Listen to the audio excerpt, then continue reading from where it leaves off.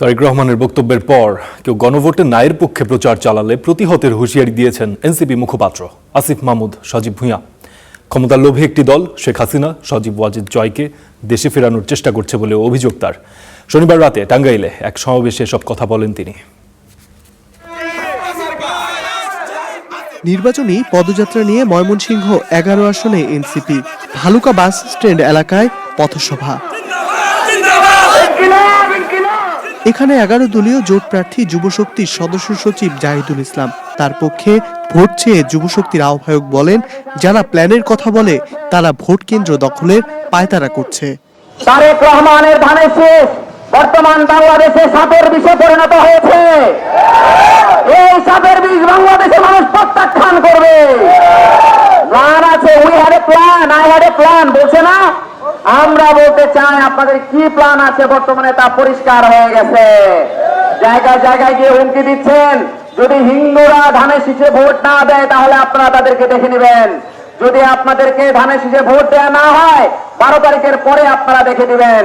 এবং জায়গায় জায়গায় গিয়ে কেন্দ্র দখলের হুমকি দিচ্ছে।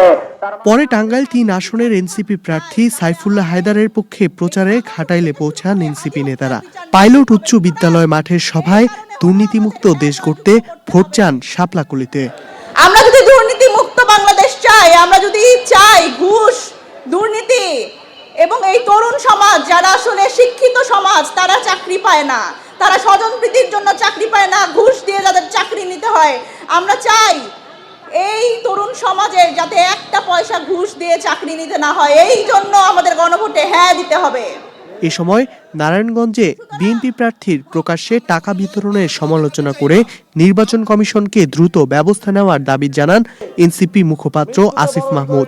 অভিযোগ করেন, শেখ হাসিনা ও সজীব ওয়াজেদ জয়কে দেশে ফেরানোর পায়তারা চলছে। আওয়ামী লীগের সাথে ষড়যন্ত্র করে ১/১১ সময় তারেক রহমানের মেরুদণ্ড ভেঙে দেওয়া হয়েছিল, অথচ ওনারা এই সবকিছু ভুলে গেছেন।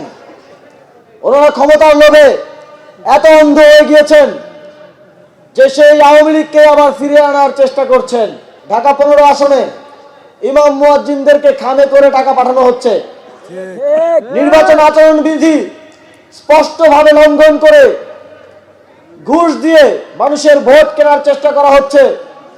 আমরা নির্বাচন কমিশন এবং সরকারকে আহ্বান জানাতে চাই, এই ধরনের প্রার্থীদের বিরুদ্ধে ব্যবস্থা গ্রহণ করুন। তারেক রহমানের বক্তব্যের পর কেউ গণভোটে নায়ের পক্ষে প্রচার চালালে প্রতিহতের হুঁশিয়ারিও দেন এনসিপি মুখপাত্র। এখন যদি আমরা দেখি যে তাদের নেতাকর্মীরা মাঠ পর্যায়ে লুকিয়ে লুকিয়ে না ভোটের প্রচারণা করছে, তাহলে আমাদের তাদেরকে বলতে হবে গুপ্ত গুপ্ত। ধ্রুব ইকরামুল, স্টার নিউজ, টাঙ্গাইল।